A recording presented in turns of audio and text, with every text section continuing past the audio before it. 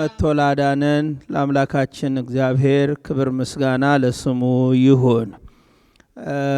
ኤማሁስ በክርስትና መንገድ ተስፋ ለቆረጥን ሰዎች ዛሬ በዘመነ ትንሣኤ ሶስተኛው ሰንበት ነው።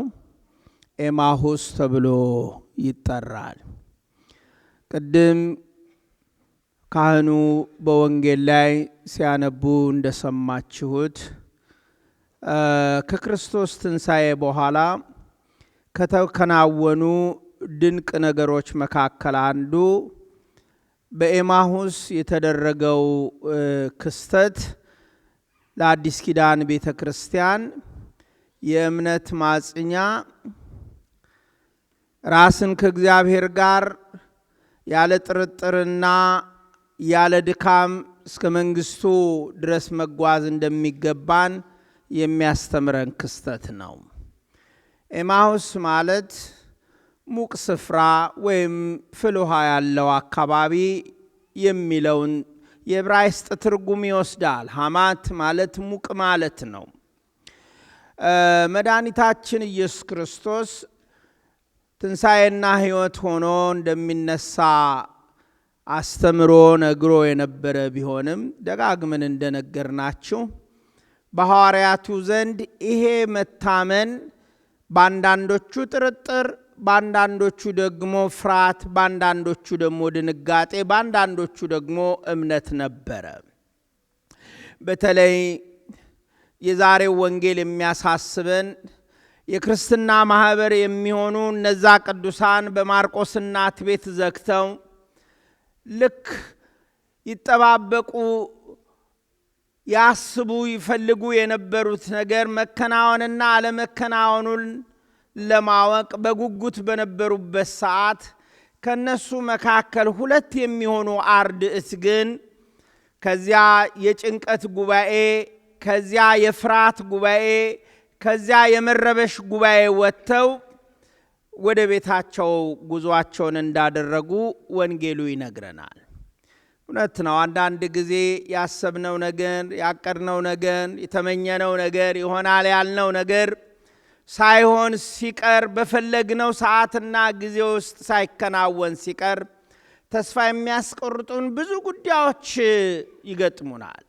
የኤማሁስ መንገደኞች ዛሬ ላለነው ሰዎች ጥሩ የሚሆኑ ምሳሌዎች ናቸው። ኤማሁስ ከኢየሩሳሌም 60 ምዕራፍ ይርቃል ይላል ወንጌሉ። 60 ምዕራፍ ማለት ወደ 11 ኪሎ ሜትር በማይል 7 እንደዚህ ሊሆን ወይም 8 ይሆናል ተብሎ ይታሰባል። ወዳጆቼ ቆሎጵያና ስሙ ያልታወቀው አንድ ደቀ መዝሙር ወይም አንድ የጌታ አርድእት የሚሆን የቤተ ክርስቲያን አባቶች ሉቃስ ነው ይላሉ። ሌሎች ደግሞ ኒቆዲሞስ ነው ይላሉ። ሌሎች ደግሞ ምናልባት የቆሎጵያ ሚስት ማርያም ራሷ ልትሆን ትችላለች ይላሉ። ግን የቃላት አገባቡ በወንድ አንቀጽ ስለተጻፈ ሴት ሳትሆን ወንድ አብራው ትጓዝ እንደነበረ የመጽሐፉ ክፍል ያረጋግጥልናል።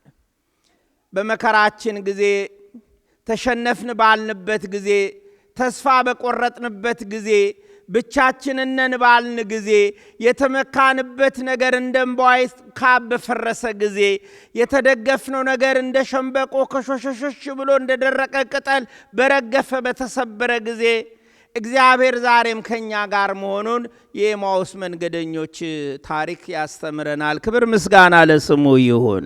ወዳጆቼ እነዚህ ሁለት ደቀ መዛሙርት እርስ በርሳቸው እየተነጋገሩ ሲሄዱ ማያውቁት አንድ ሰው ሶስተኛ ሆኖ በመካከላቸው ተገኘ። በትዳራችሁ ክርስቶስ ሶስተኛ ሆኖ ይገኝላችሁ። በስራችሁ ክርስቶስ ሶስተኛ ሆኖ ይገኝላችሁ። በጤናችሁ ክርስቶስ ሶስተኛ ጊዜ ሆኖ ይገኝላችሁ።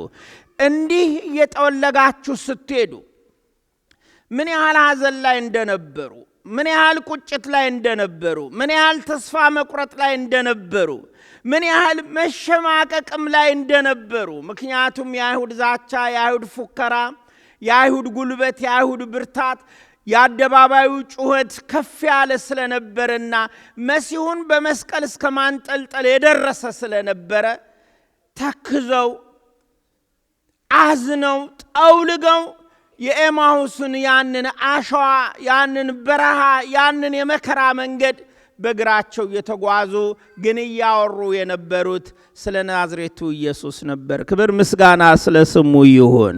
ወዳጆቼ ነገሮች ሲከብዱባችሁ ነገሮችም አስጨናቂ ሲሆኑባችሁ በማናቸውም ጉዞ ውስጥ አሸዋ ሊገጥመን ይችላል። መልካም ምንጣፍ ሊገጥመን ይችላል። ከፍታ ሊገጥመን ይችላል። ዝቅታ ሊገጥመን ይችላል። ምስጋና ሊገጥመን ይችላል። መናቅ መዋረድ ሊገጥመን ይችል ይሆናል። መበልጸግ ሊገጥመን ይችላል። ባዶ መሆንም ሊገጥመን ይችላል። በሁሉ ጉዞአችን ውስጥ ግን የናዝሬቱ ኢየሱስን ምናነሳ ከሆነ ጌታ ለኛ ተስፋው ብዙ ነው። ክብር ምስጋና ለስሙ ይሁን። እንዲህ እየጠወለጋችሁ ስትሄዱ እርስ በርሳችሁ የምትነጋገሩት ነገር ምንድነው ነው ያለው። ደክሟችኋል፣ አዝናችኋል፣ ፀሐይ መቷችኋል፣ ደሞ ቆዝማችኋል።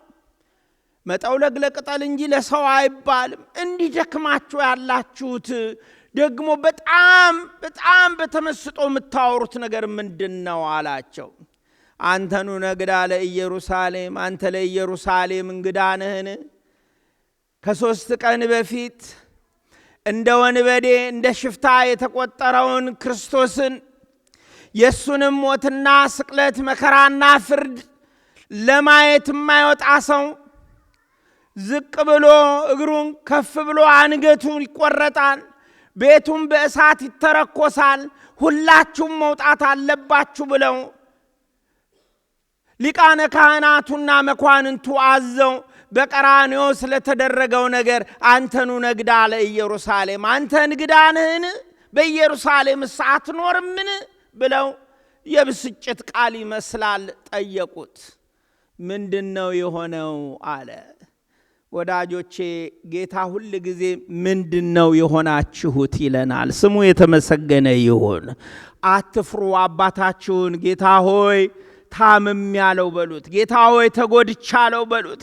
ጌታ ሆይ አንክሻለው በሉት። ጌታ ሆይ የልጅ ጉዳይ ነው በሉት። ጌታ ሆይ የማህበረሰብ እጦት፣ የማህበረሰብ ዝቅጠት፣ የማህበረሰብ ክፋት ነው በሉት። በገጠማችሁ ጉዳይ ሁሉ አባታችን ሊሰማን የታመነ ነው። ስሙ ለዘላለም የተመሰገነ ይሁን። ምን ሆናችሁ? እሱስ ምንድነው አሉት። በሰውና በእግዚአብሔር ፊት የተመሰከረለትና የተመሰገነ ደግና ቃል ተናጋሪ ነቢይ መምህር የሚሆን የናዝሬቱ ኢየሱስን የቤተ ክህነቱ ሹማምንት ካህናቱና የፖለቲካው ክንፎች ደግሞ የቄሳር ታማኞች ሰቀሉት።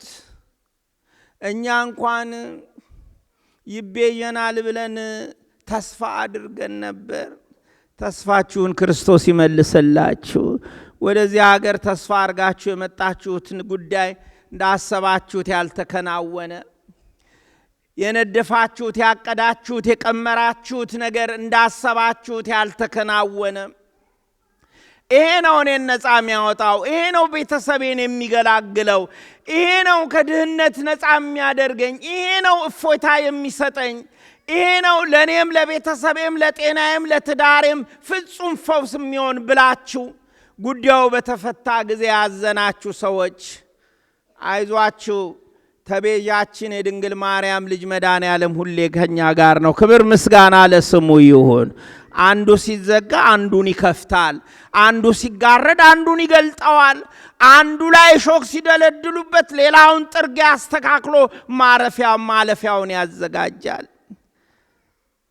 ይቤዠናል ብለነው ነበረ። ደጋግመን እንደነገርናችሁ ከሮማውያን ግዛት ነፃ የሚያወጣን እሱ ነው ብለን ነበረ። ግን እንዳሰብነው አልሆነም።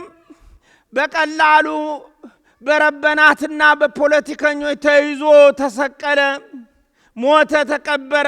ይሄ ከሆነ 3ኛ ቀን ነው።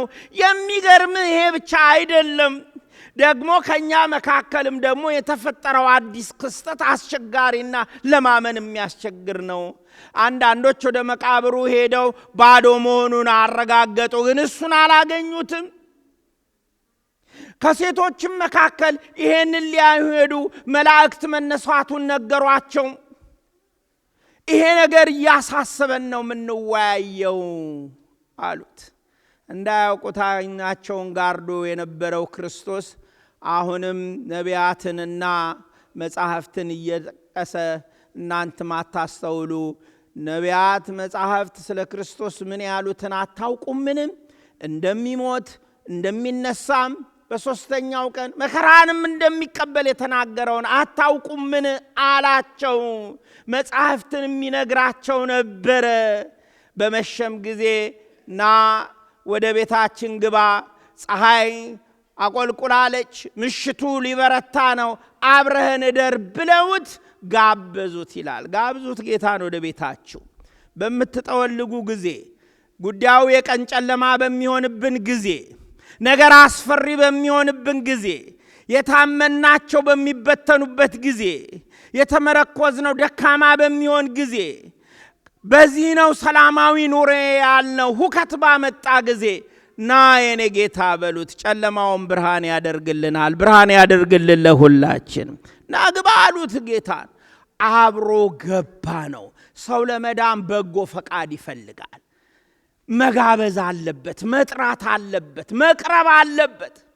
አንዳንዶቻችን እግዚአብሔር ባለንበት የደካማ ሕይወት ኑሮ ምንም ሳንለው እንዲያድነን ምንመኝ ሰዎች አለ። ሊያድነን የታመነ ነው፣ ግን በጎ ፈቃዳችንን ይፈልጋል። ሁሉ ጊዜ ጌታ ልትድን ትወዳለህን? ልትማር ትፈልጋለህን? ልትጸድቅ ትፈልጋለህን? ልትፈወስ ትፈልጋለህን? ልትመለስ ትፈልጋለህን? የሚል ጥያቄ ለህሊናችን ያቀርባል። አዎ ያለ ይባረካል። አዎ ያለ ይፈወሳል። አዎ ያለ ይማራል። አዎ ያለ ወደ መንገዱ ይገባል። ወዳጆቼ ግብዣውን ተቀብሎ ጌታ ገባ። ማዕዱንም ባርኮ በሰጣቸው ጊዜ ዓይናቸው ተገለጠላቸው፣ ኢየሱስ መሆኑንም አወቁ ይላል።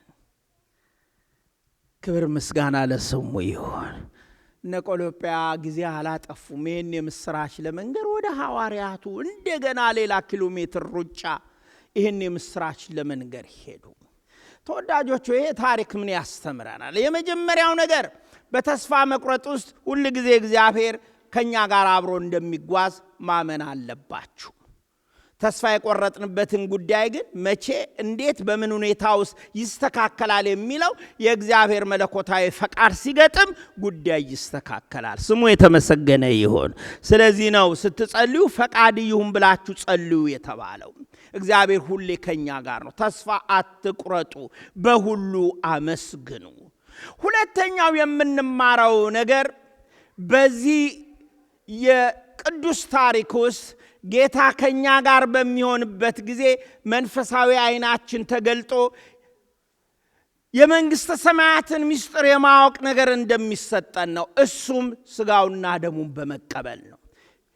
ቀድሞ በምሴተ ሐሙስ ራሱ ሊቀ ካህን ሆኖ ይሄ ስጋዬ ነው ይሄ ደሜ ነው ብሎ ሰጣቸው። ዛሬ ደግሞ ባርኮ ማዕዱን ሲሰጣቸው ዓይናቸው ተገለጠላቸው። ሰው ስጋውና ደሙን ሲቀበል ተስፋ መቁረጥ ይተውና ተስፋውን በጌታ ያደርጋል። ክፉና ደግን መለየት ይጀምራል። ክርስቶስ ከሱ ጋር አብሮ ስለሚኖር በመከራና በመከራ ሸለቆ ውስጥም ቢያልፍ መጽናናትን ያገኛል። የኤማውስ መንገደኞች እየተንገዳገርን በእምነት ላለን ሰዎች ትልቅ ታሪክ ያስተምሩናል። መቁረቤ፣ ኮሚቴ መሆኔ፣ ዘውትር ማስቀደሴ፣ ልጆችዬ በሌሊቱ ሁሉ በፊቱ ደጅ መጥናቴ ካልተባረኩኝ፣ ጥያቄ ካልተመለሰ፣ ቤቴ ሰላም ከሌለው፣ በስራዬ ውስጥ እንከን ያለውት ጉዳዮች ሁሉ ተጠርገው ካልወጡ፣ ጥሩ ገንዘብ ካላገኘው እምነት ለኔ ምንድነው ለምንል ሰዎች የኤማውስ መንገደኞች ያስተምሩናል። እግዚአብሔር በጊዜው ሁሉን ያከናውናል። ክርስቶስ ኃይል አለው። በኤማውስ ለምንጓዝ ሰዎች ሶስተኛ ሆኖ ጌታ ከኛ ጋር ኖሮ ዓይናችንን ገልጦ ከመጠውለግ እንደሚያድነን አምነን መንግስቱ፣ ጽድቁን፣ በመፈለግ እንድንኖር ፈቃዱ ይሁንልን። አሜን።